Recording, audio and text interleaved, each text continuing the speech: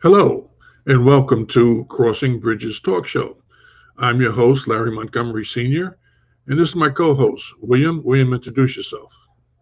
Good evening, everyone. My name is William Montgomery, and it's a pleasure to be here. Good. Last week we started talking about a topic. Let me just see if I can pull it up so I can read it. Um, as far as modeling as a parent, what you do. We've had the conversation before about what you do versus what you say. Sometimes people will say, don't do this, but they'll do it anyway, type of a thing. Mhm. And it's just something that goes across the board. So I did a little research and found things like things we model. Let me just so I can see it here.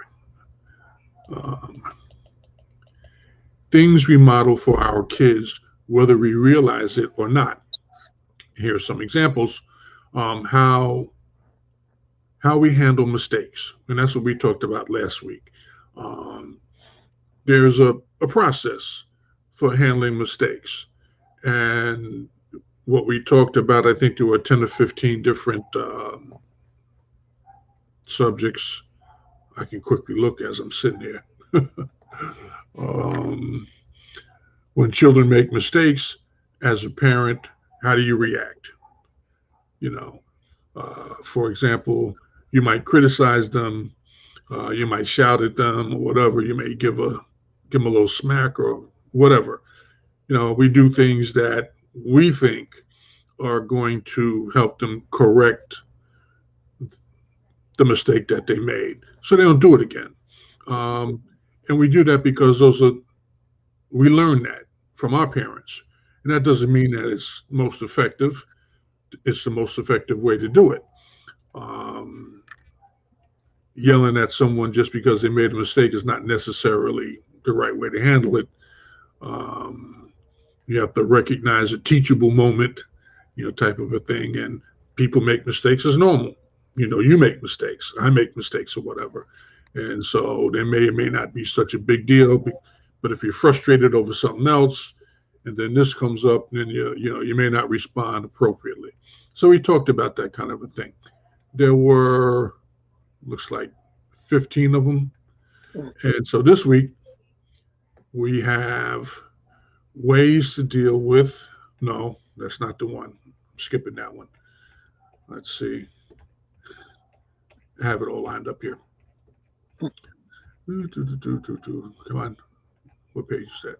Okay, hold on. It's almost here. You do research on Google, they give you everything. Okay, here it is. 10 common parenting, top 10 common parenting problems and solutions. Ooh. Uh, Obviously, since I Googled it, it was probably written by someone not of color. Mm. However that comes across. Okay. So we're going to go over them and we're going to, talk about each one. And I think it'll be interesting because it's funny how people who don't have children want to give advice on how to raise children. Mhm. You know, People who do not live in your household are going to tell you how to raise your child to live in your household. You Mhm. know, it's not one size fits all. Yep. And unfortunately, in this country, we think that that's the way it's supposed to be. Someone who studied children from their perspective, under their conditions, is decided that this is the best way to raise these children and to raise your child, and not realizing that my child has an entirely different experience than yours. Mhm. If you're white, your child has a totally different experience than mine, good, bad, or indifferent. And in these days and times, we know that um, most white children come home at the end of the day and they're not concerned about the fact that they may have been shot by a cop. Okay, or they may have been shot by a stray bullet, or they may have caught COVID from somebody who decided that it was against their rights to be forced to wear a mask. So white children don't have that problem. Black children and people of color experience that there. But we'll put that to the side for a moment and we'll start here. The first problem is frequent tantrums.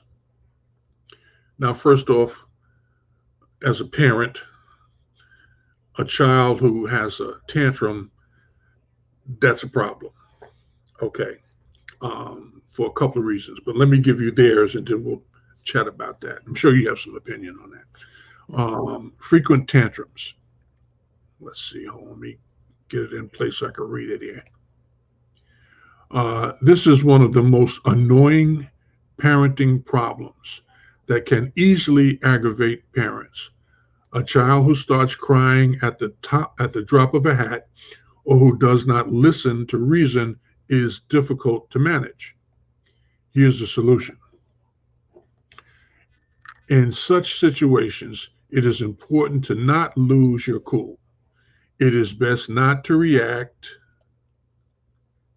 instantly. Tell your child that you will listen to him only after he stops crying, him or her. It is important to show your kids that you are not unnerved by their tantrums. Now that's the solution. What do you think of that, Will?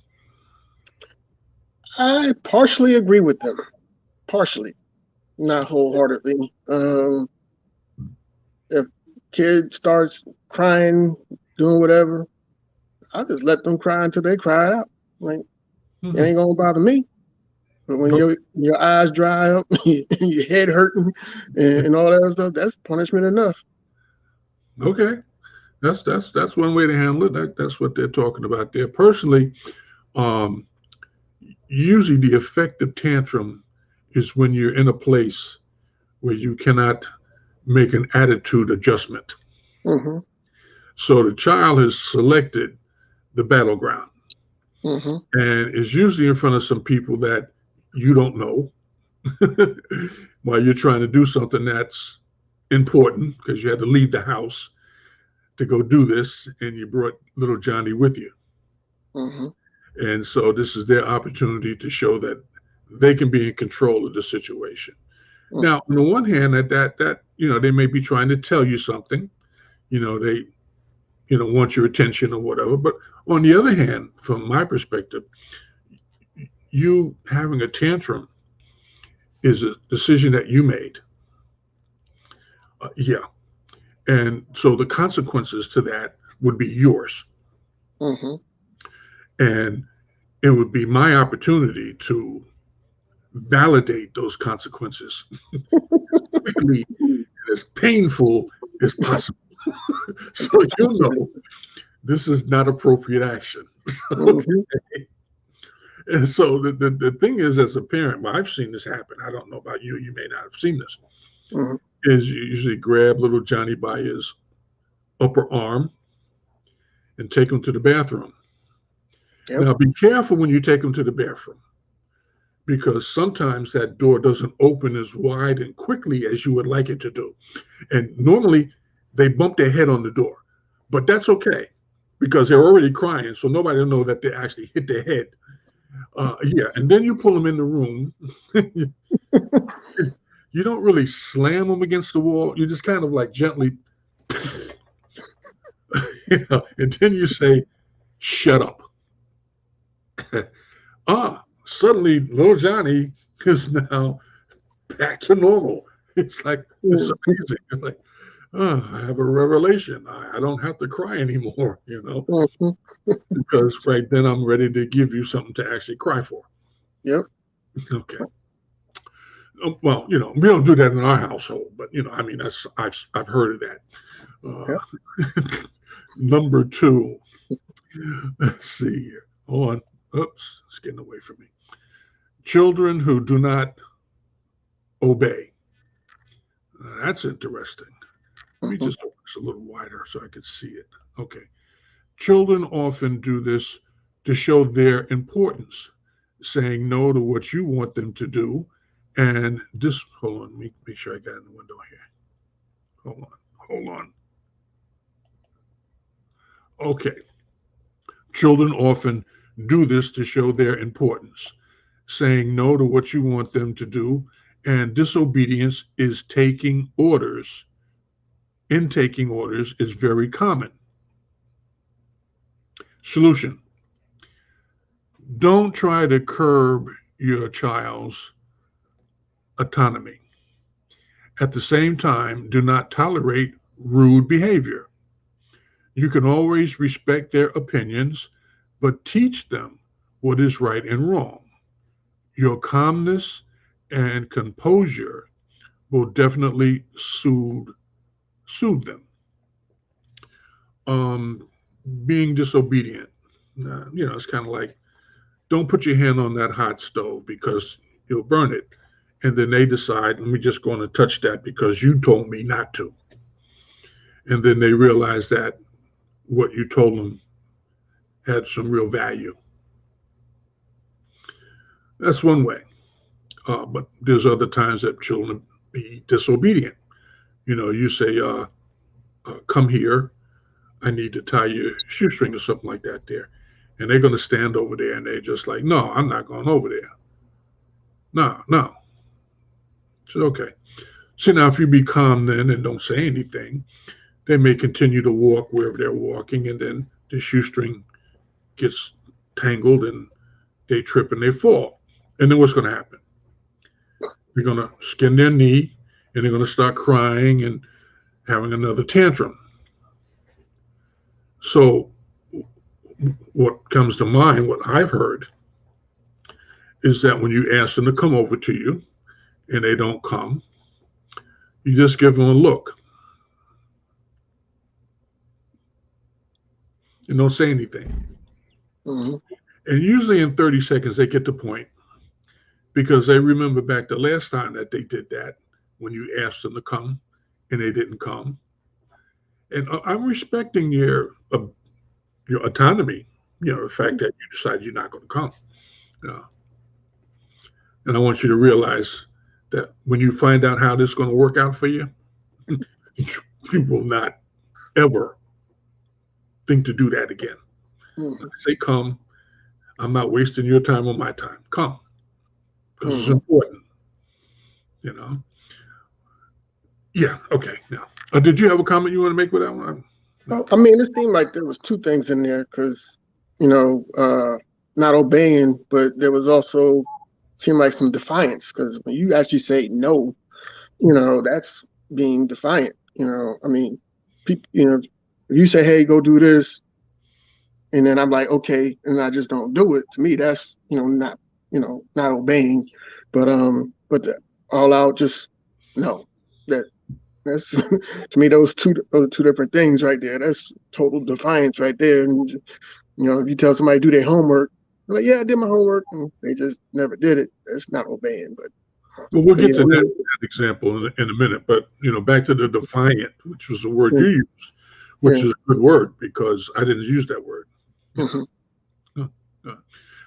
I mean, that was what I got with the word no. Like that's blatant right there. That's. Yeah. See, a lot of white folks use words differently. Mm-hmm. They say obey, I say defiant. It's a whole different definition there. You disobey because you have an option to obey or not obey. Defiant is blatant. Mm-hmm. I ain't doing it. I don't care who you are. Mm-hmm. Mm-hmm. And ain't nothing you're going to do about it. Therein lies the error of their thinking. Young minds have to be formulated. They have to be molded to understand the difference between options and no options. Mm-hmm. No option would be being defiant. You see that's the back of the hand. That would be the back. Yeah. Mm-hmm. That's usually what you catch when you're defiant. Unless you got a baseball glove on, there's going to be some damage. Lots of it. Yeah, it's not going to work out really well. Mm-hmm. So let's try to keep everybody in the same lane and be disobedient, kinda ish, from time to time. Don't be defiant. Yeah, you don't want to be defiant. Don't be defiant. No, that's asking for it. Number 3, Mm-hmm. and I want to hear what you have to say on this one. Unmanageable sibling rivalry. Mm. For those of you who have 2 or more children, constant fights among the siblings can be one of the biggest challenges. Frequent fights and arguments over nothing can drive any parent nuts. That's what they wrote.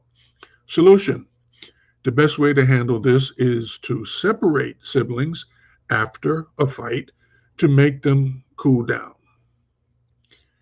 Don't try to be a judge by deciding who is right and who is wrong.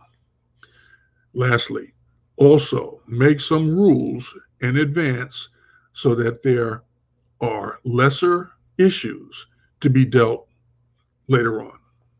I guess dealt with later on. You had something you want to add?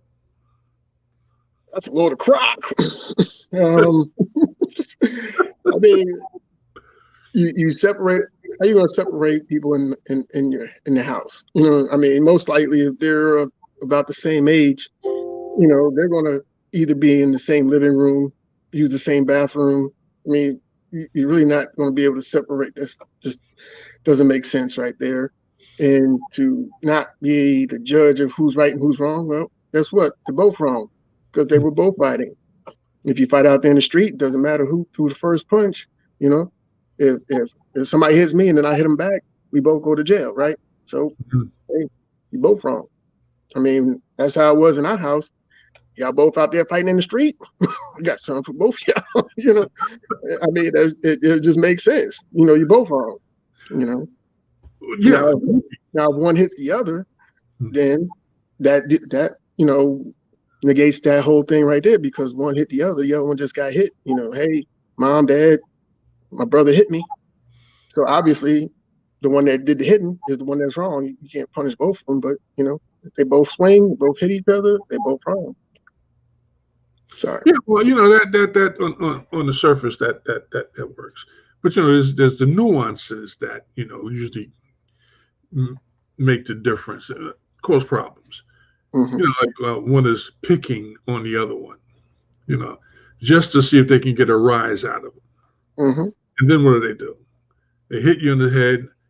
You turn around, you get ready to say, "Mom, he hit me," and he says first, "No, William hit me. Mm-hmm. He's hitting me," and no, he's lying. So now you're irritated because he lied, and he hit you in the back of the head. So as a parent, you have to figure out how much you're going to tolerate.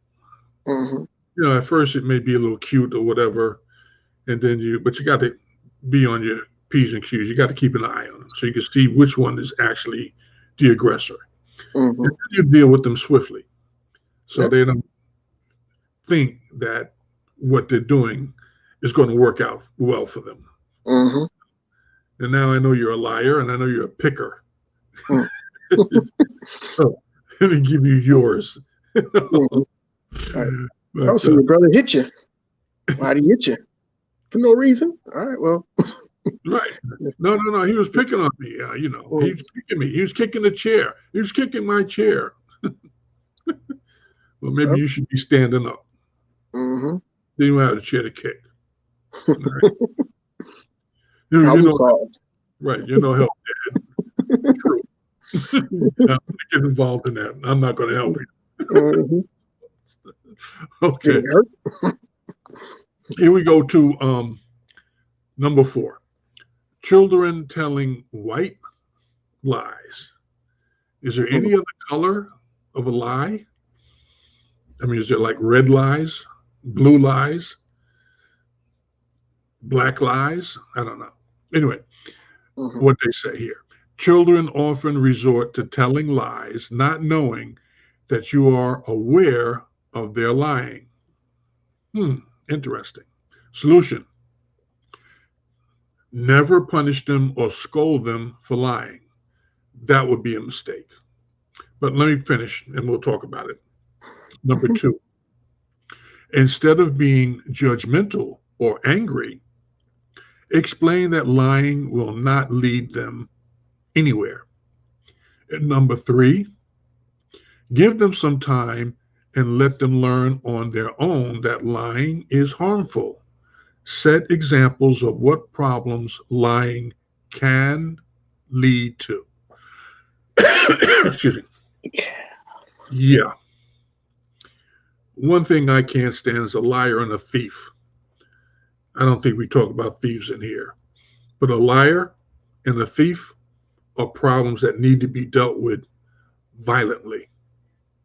Because what happens is, if you don't deal with that at home, they think they can do it in the street. And in the street, you will find out if you steal from somebody, you're going to get hurt. Mm-hmm.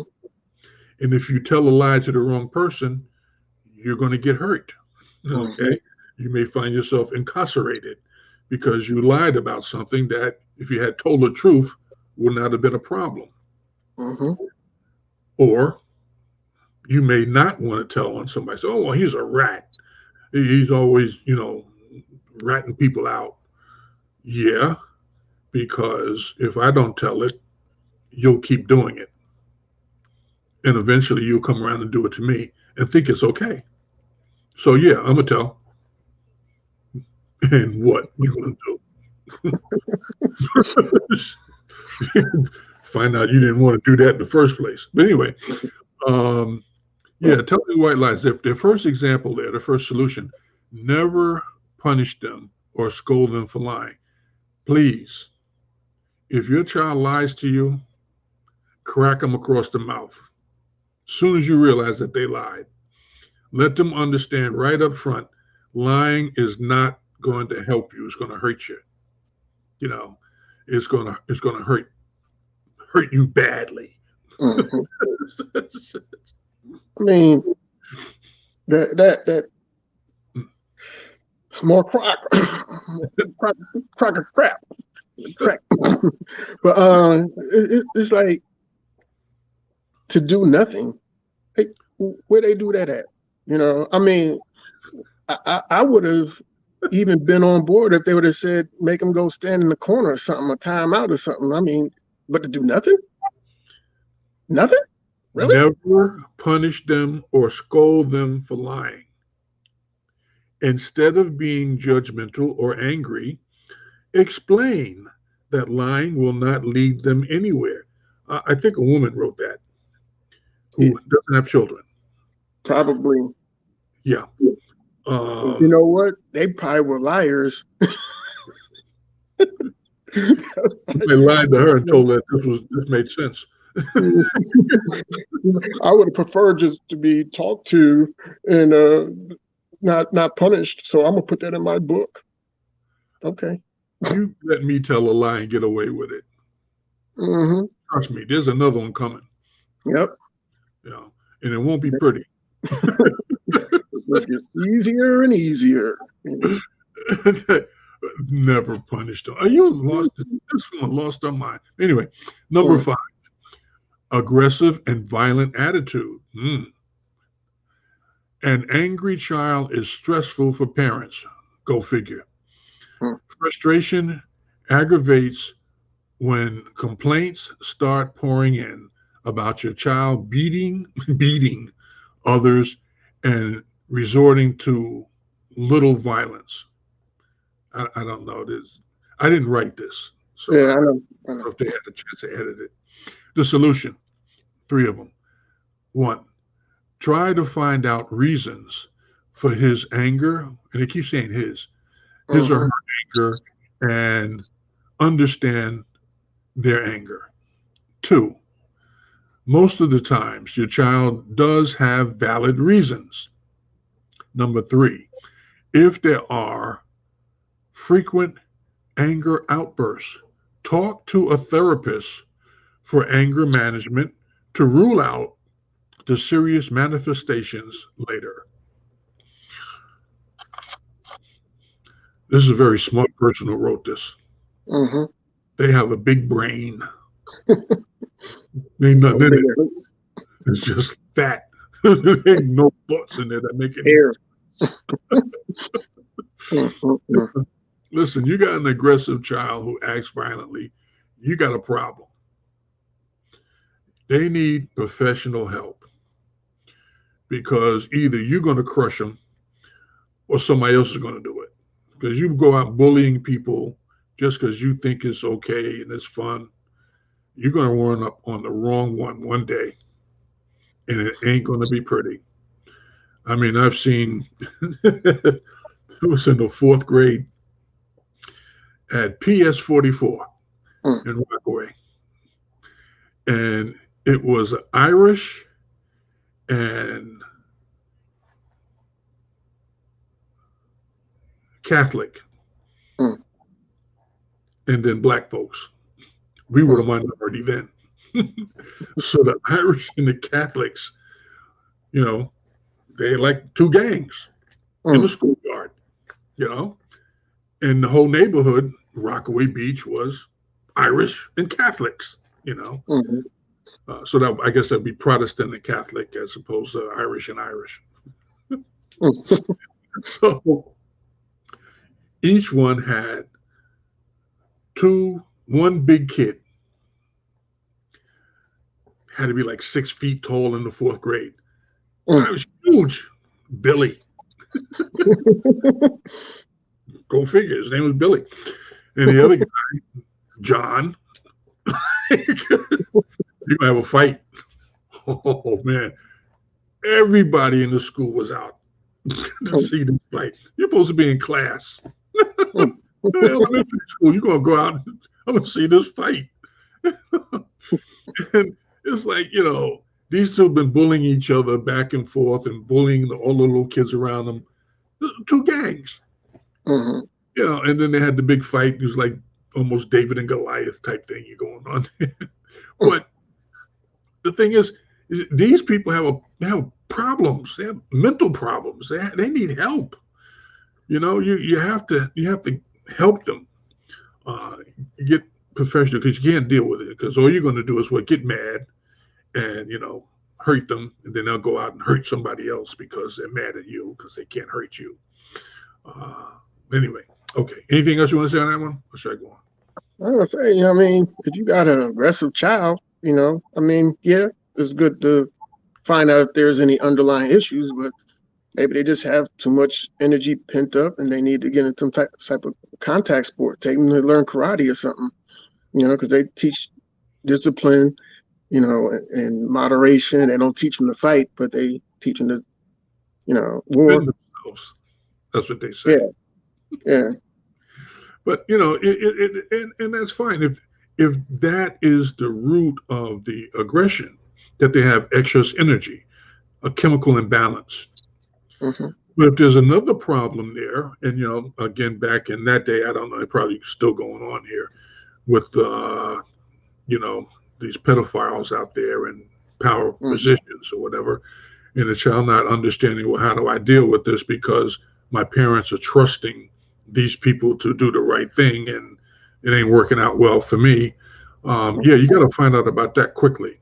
First, you have to be sensitive to your child to know that, no, they're not just acting out because they figured they would try this. They're acting out because there's a reason, something started it.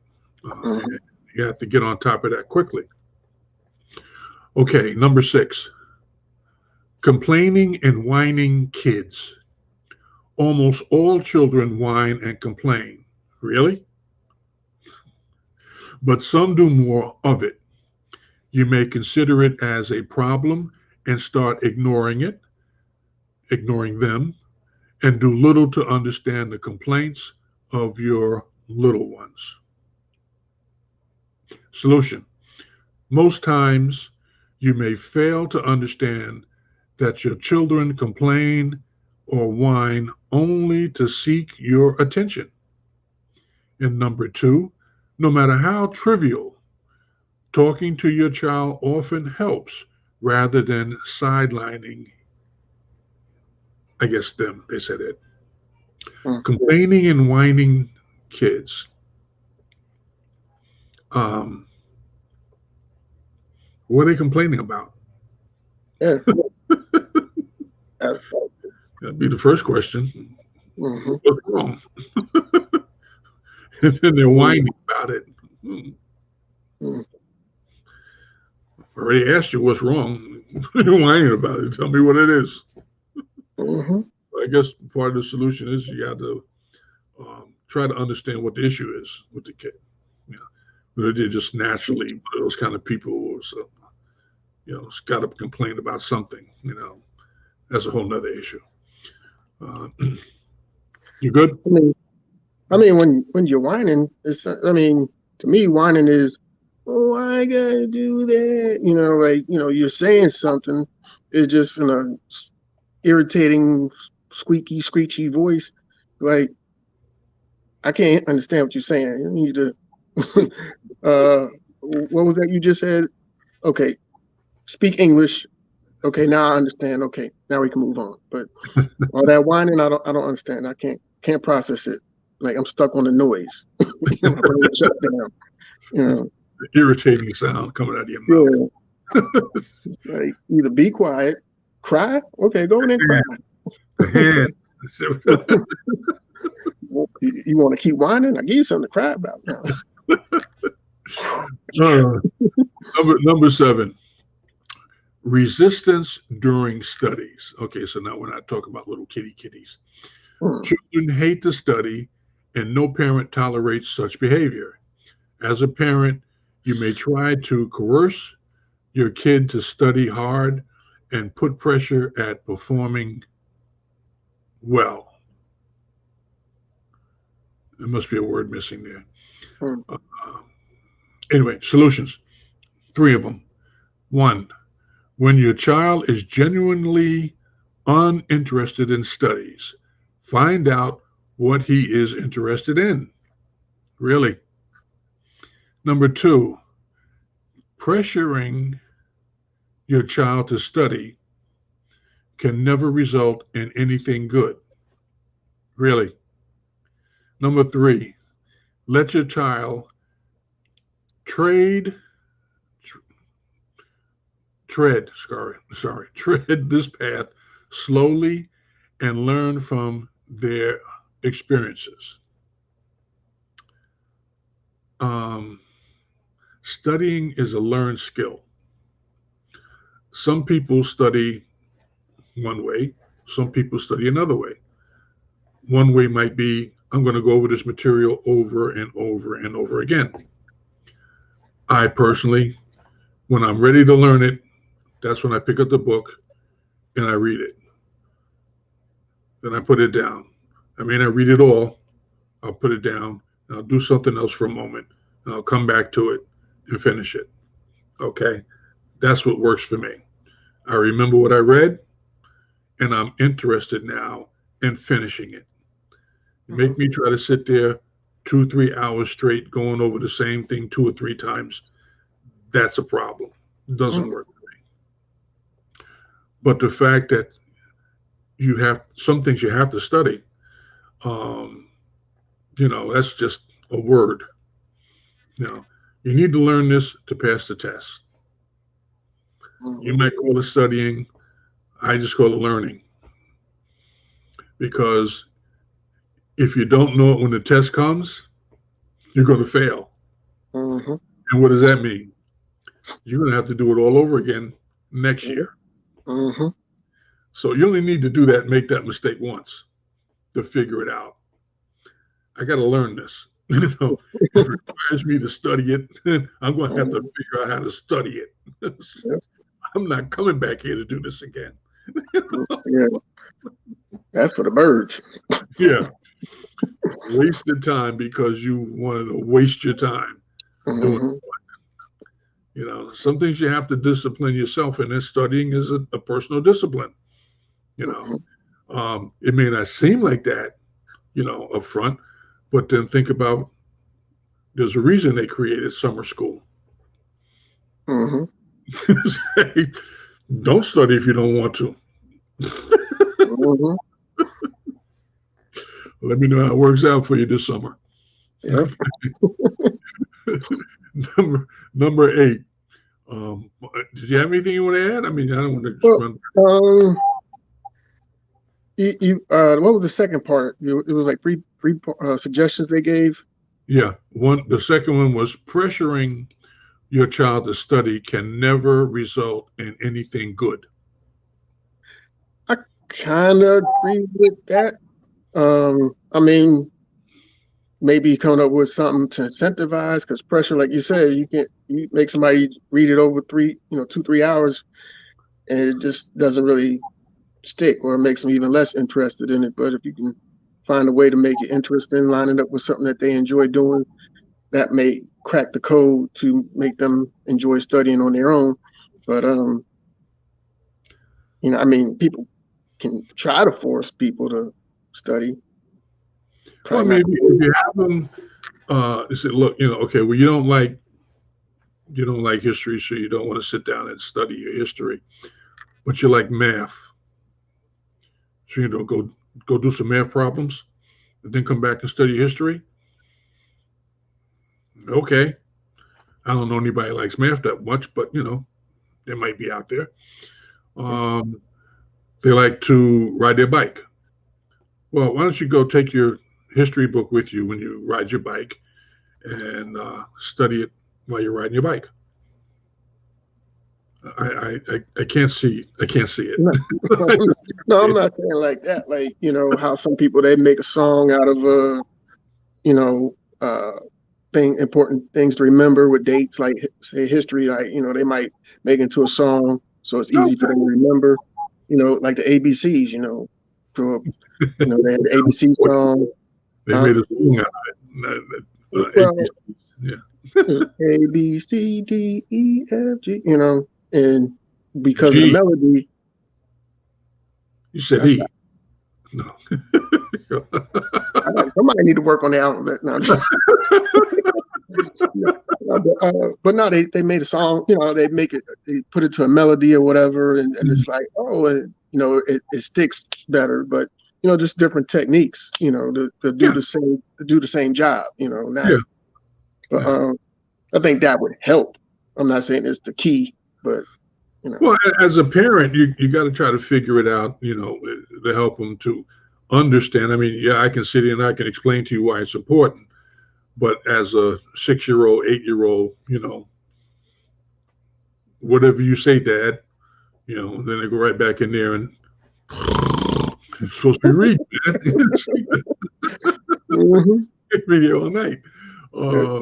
But yeah, you got to help figure that out because it's important. It's like, you just keep repeating this stuff if you don't figure it out and get it down and get it done. It's not, some stuff you just learn it for the moment, really, because you're not going to ever use the fact that the American flag was sewn by Betsy Ross. When was the last time someone asked you that question? Never. But you had to learn that. So who the hell is Betsy Ross? Well, I care what she was sewing. Anyway, who drew the flag? Okay, where are we at now? We're at poor eating habits, number 9. Children often love all the junk food in the world and hate anything nutritious. As a parent, you try your best to feed them by force and by deception, but this never works out. Solution: don't force your child to eat anything. Try to explain the consequences. Prepare healthy meals your child likes. Help your child develop a taste for nutrition.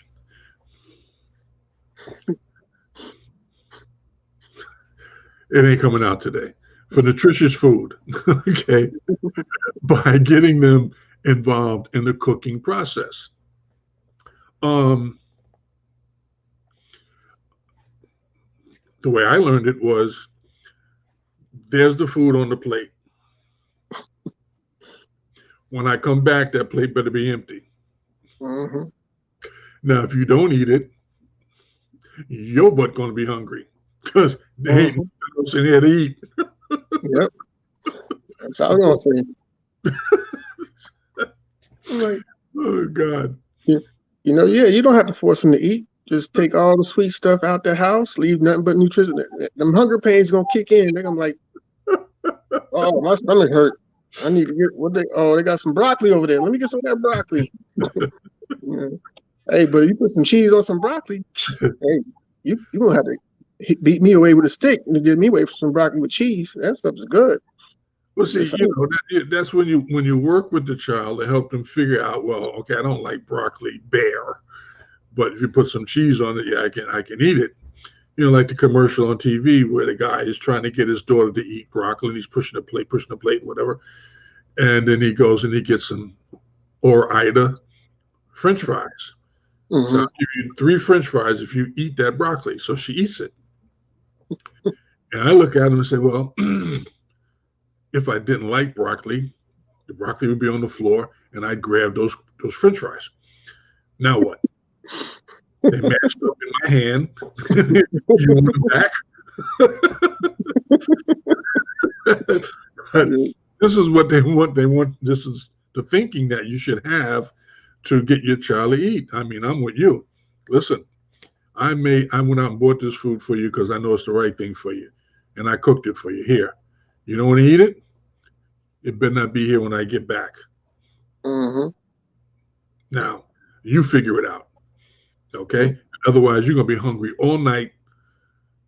Sitting in the classroom with your stomach growling because you didn't eat because you didn't like it. Mm-hmm. You Oh, eat to live, not to like. you're gonna be sitting at that table going to sleep. You still be sitting there in the morning, Yep. and that food better get eaten. Mm-hmm. You got a problem. Number 9, excuse me, addiction to gadgets.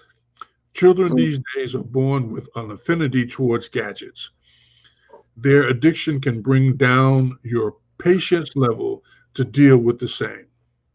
Solutions, 3 of them. Try to control the hours your child spends, excuse me, on such gadgets. 2, set some disciplinary rules that need to be adhered deliberately. And number 3, introduce them to other interesting hobbies and activities. Okay, if you didn't give them the gadget in the first place, you wouldn't have to worry about them getting addicted to it, would you? Mm-hmm. Yep. It usually tells you on the box, this is what this thing does. Waste time. You want to give it to your kid? No, okay. That's why Yep. so many toys that people buy for their children on Christmas Day break. Not because the kid broke them, but the parent bought poorly constructed toys because they know that you'll spend a lot of time playing with it as opposed to doing your chores and your homework. Let me give you something that's going to break by tomorrow. So you'll be happy today, and tomorrow you'll be back studying like you should be. Mm-hmm. Technique to this. There's a reason for this. That's why it works like that. And number 10, shy and lack of confidence. Some children shun company and are always lonely. This can be a cause for concern as parents may feel their child is getting left out. Solution, they got 5 of them. Hmm. If your child is going through this, you need to tread carefully. Number 2, understand his temperament. Number 3, whatever you do, do not force him to mix with others. Number 4, it is often seen that after a certain age, shyness vanishes. And number 5, get in touch with a therapist if he or she is not being able to mix with peers at all. Yeah. I don't really have anything to say on that because that's a problem. Being shy is one thing. Lack of confidence is another thing. Lacking confidence, you may become shy. But just because you're shy don't mean you don't have confidence. Mhm. You just may be an introvert as opposed to an extrovert. So yeah, okay, you probably would need some advice, or you could Google it to find out some ideas on how to deal with that. Because a child is shy, yeah, they can grow out of it. Yeah, they meet the right friend, bring the shyness right out of them. You know, I don't know. I don't I, know. I don't think so. I mean, I was shy.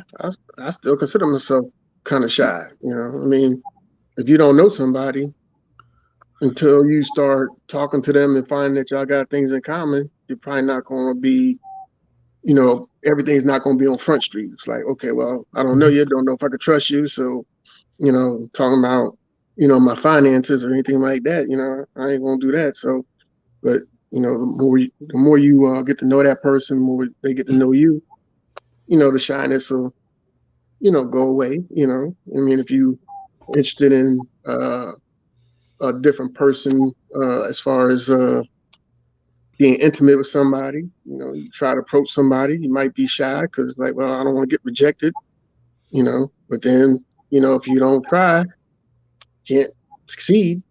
So eventually your shyness is either going to make you say, I need to put that to the side and let me go ahead and, exhibit a little bit of confidence to try to make this work, or I'm gonna be shy and alone. well, my thought with that is, you know, being shy is something that the right person comes along, you know, you'll open up. The problem there is that when you open up, it may all just start flooding out. And Mm-hmm. now you scare the person away because you're needy.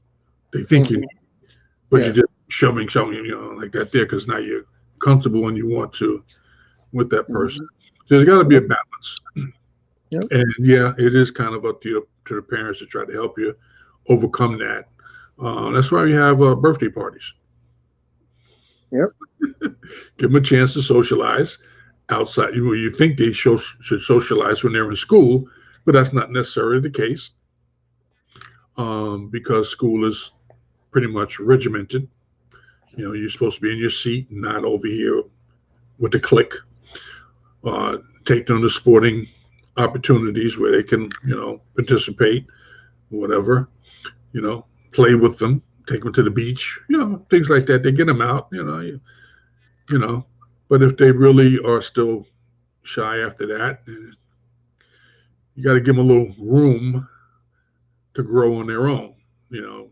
So you try to encourage them to put themselves in a situation that they haven't been before, where they can be alone and you're not there hovering over them. Well, I want Johnny to open up and be, as forthcoming as he possibly can. But as long as you're standing over him, Johnny feels that you're trying to direct him or using you as a crutch to direct him to have fun, which is sad. But if you take them to a birthday party, um, they could be sitting at the table playing, talking, whatever, playing with the gifts, taking pictures, whatever, Mm-hmm. get involved. Situations like that. So you don't have to stand there and watch them. You know, might keep an eye on them, but you're not going to stand over them and watch them all day long. You know, and that's why I have two parents, not just one, because both parents, um, they do have at least something different to bring to the table. You know, guys are going to do guy things. Women are going to do women things. And there's nothing wrong with the son going with the mother to experience different things, and the daughter going with the guy, the father, and experience different things. And so that helps you get over the shyness because you've had an opportunity to be with the opposite sex, in different situations like that there. So, like I say, in time, it's something that should work its way out. But if it doesn't, yeah, gets, talk to the school counselor. Yep. Good place to start. Right.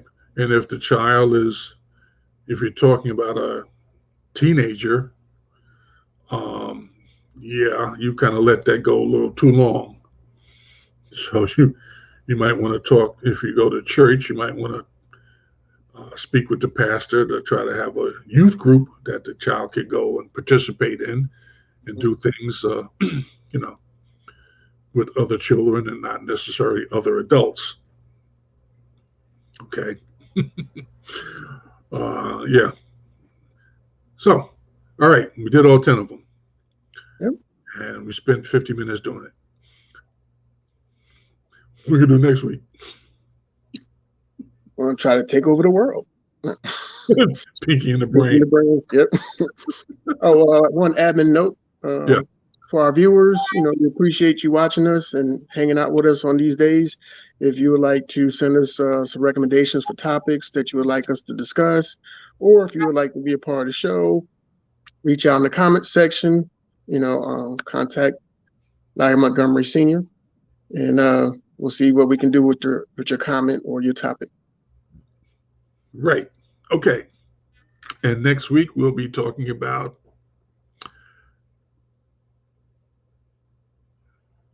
you froze. I thought you froze. You froze. And we'll see you next week, God willing, and if the creek don't rise. So say good night.